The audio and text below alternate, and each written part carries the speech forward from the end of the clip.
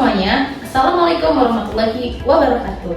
Selamat datang di podcast Meda dan Echa. Hari ini kayaknya topiknya agak banget nih. Kita akan membahas tentang insecure.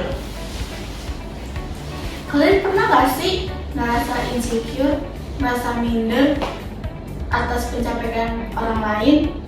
Itu tuh tanda-tanda orang insecure. Nah, Ca, menurut lu insecure tuh gimana sih?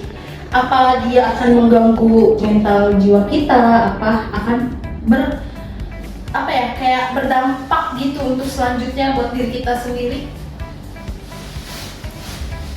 Itu berdampak banget, Mei. Karena insecure itu datang dari diri kita yang suka membandingkan diri dari orang lain. Karena insecure nih kayaknya relate banget untuk kita bahas di podcast kita kali ini ya. Karena kalau menurut aku ya, insecure tuh hal yang paling tahta tertinggi dari semua yang ada di sini. Menurut Ica nih ya, kalau misalkan kita insecure, apa sih tipsnya buat orang-orang yang sedang insecure di sana, di luar sana? Nih Mai, aku punya tips untuk orang-orang yang suka insecure. Yang pertama, kurangi diri untuk membandingkan diri kita dengan orang lain, dan kita harus fokus pada progres diri kita sendiri. Yang kedua, kita dikelilingi orang yang selalu support kita, tidak yang toksik. Menurut Meda, ada nggak sih selain yang itu? Menurut aku sih ada ya, Ca. Karena insecure tuh kayaknya harus kita basmi. Karena apa? Tadi kan tipsnya udah dikasih ya teman-teman sama Ica. Di sini aku cuma mau nambahin ya. Terus kayak kita tuh harus self-talk yang positif. Maksudnya tuh pikirannya tuh jangan yang negatif, terus harus didampingi dengan pikiran yang positif, akal yang sehat, jiwa yang kuat. Terus ada lagi kayak jaga kesehatan mental. Jangan cari bantuan ke orang lain. Kadang orang lain tuh kayak memberikan saran buat kita, tetapi sarannya juga kurang efektif. Nah, terus kayak terlalu sarannya tuh terlalu berat mungkin ya untuk kita ngejalanin tuh yang insecure. Jadi tuh kayak ya udahlah, insecure tuh sebenarnya nggak ada, Ca. Cuman diri kita yang terlalu overthinking dan yang lain-lain secara berlebihan. Menurut Ica nih, sisi negatif dari si insecure apa sih? Nih Mei, sisi negatif insecure tuh kita tuh kayak selalu memandang fisik gitu loh, Mei. Kayak yang gendut lah, apa yang kurus lah, yang putih, yang pendek, yang tinggi, dan banyak lagi, Mei. Dan menurut Mei apa aja deh? Kalau kata aku nih ya, kan insecure tuh kadang muncul karena pengalaman masa lalu, terus omongan orang, atau standar yang terlalu tinggi lah, yang kita tuh lupa bahwa proses setiap orang tuh beda-beda, gak harus sama si A, B, C tuh gak harus sama ya. Kadang kita kan insecure tuh pasti kayak contohnya kayak kita dibandingin sama orang lain lebih berharga lah, bernilai. Nah sedangkan kita kan di bawah. Nah itu sih menurut aku sih insecure banget, Ca. Karena kayak gitu tuh kayak ngerasa kok diri kita kayak gini banget ya, orang lain kok beruntung banget. Nah gitu, Ca. Jadi tuh kayak mungkin ya insecure harus kita basmi. Nah menurut Ica nih, selain insecure, ada kata-kata lain gak sih buat orang-orang yang sedang insecure di luar sana?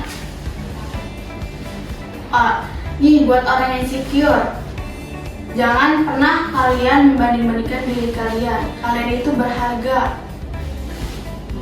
Oke guys, ini tentang insecure. Jadi ingat ya, jangan pernah membandingkan kalian dengan diri orang lain. Sebab apa? Karena perjalanan orang tuh berbeda-beda, gak harus sama, gak harus mulus, pasti ada kadang naik turun.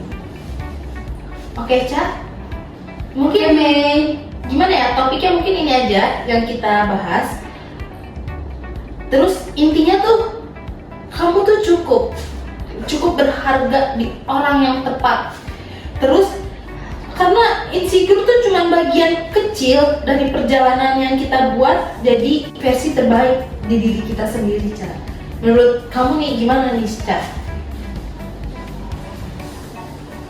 Iya Mei, kita tuh harus lebih baik daripada omongan orang yang insecure lah. Ya kita harus percaya diri bahwa kita itu bisa untuk menjadi orang yang kita mau gitu, diri kita sendiri bukan diri orang lain. Oke guys, segitu dulu ya podcast dari Mida dan Ica. Jangan lupa follow biar gak ketinggalan untuk video selanjutnya dan episode selanjutnya. Sampai jumpa di obrolan selanjutnya. Terima kasih udah dengerin sampai akhir. Ingat ya, insecure itu wajar, tapi kamu harus tetap berharga dan cukup. Mungkin itu saja dari podcast kami berdua.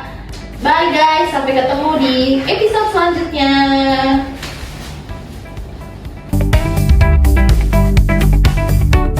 Assalamualaikum, halo guys, selamat datang di podcast Siva dan Ara. Saya Siva, host dari podcast hari ini yang akan membahas media sosial dan kesehatan mental Gen Z. Hari ini kita kedatangan tamu yang akan berbicara tentang media sosial dan kesehatan mental Gen Z. Tamu kita. Halo semuanya, perkenalkan nama aku Tiara. Di sini aku senang banget bisa bergabung untuk membicarakan tentang media sosial dan kesehatan mental Gen Z. Gen Z ini kan tumbuh dengan media sosial. Jadi apa aja sih yang sering kali mereka hadapi? Salah satunya itu yang terbesar kayak tekanan untuk tampil sempurna, kayak Ya. filter, edit. Pokoknya mereka tuh harus tampil sempurna di media sosial itu. Betul, dan ada juga perbandingan yang secara konstan. Dan kita melihat orang lain, dan kita melihat kehidupan orang lain, dan kita itu selalu merasa kurang gitu. Nah iya, kayak apa Jadi namanya, FOMO fear of missing out itu tuh mereka kayak nggak mau banget ketinggalan tren gitu. Dan tentu saja, cyberbullying, anonimitas online yang merasa membuat orang lain itu bebas untuk menyakiti orang lain. Jadi bagaimana sih biar Gen Z itu bisa melindungi diri dari era digital ini? Nah, yang pertama itu sadari bahwa apa yang kita lihat di media sosial itu seringkali tidak nyata. Jangan bandingkan diri kita dengan standar orang lain. Jadi bagaimana untuk Gen Z biar bisa melindungi diri dari era digital ini? Sadari bahwa apa yang kita lihat di media sosial ini seringkali tidak nyata. Jangan bandingkan diri kamu dengan orang lain yang tidak realistis. Jadi bagaimana untuk selanjutnya menurut kamu? Batasi waktu penggunaan sih, kayak jangan terlalu sering untuk menggunakan yang nggak benar gitu. Kurasi konten yang kita konsumsi seperti unfollow akun-akun yang membuat kamu itu sering merasa insecure dan merasa kurang. Iya betul. Terus juga yang paling penting harus cerita sih ke orang-orang terdekat kalian. Kayak kalian tuh jangan pendem itu tuh sendirian. Dan yang paling penting, ingatlah bahwa kita lebih dari sekedar profil yang mereka lihat dari media sosial. Kesehatan mental kita ini lebih penting dari jumlah likes dan followers. Ingat, kesehatan mental itu penting. Jadi, media sosial bisa menjadi alat hebat, tetapi kita harus menggunakannya dengan bijak.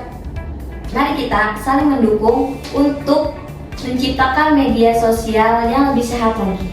Ya, sayang sekali guys, tamu kita sudah kehabisan waktu. Terima kasih sudah bertukar cerita di podcast hari ini yang bertemakan media sosial dan kesehatan mental Gen Z.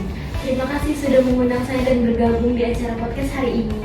Semoga apa yang kita bahas hari ini bermanfaat bagi kalian semua. Hai, bye-bye.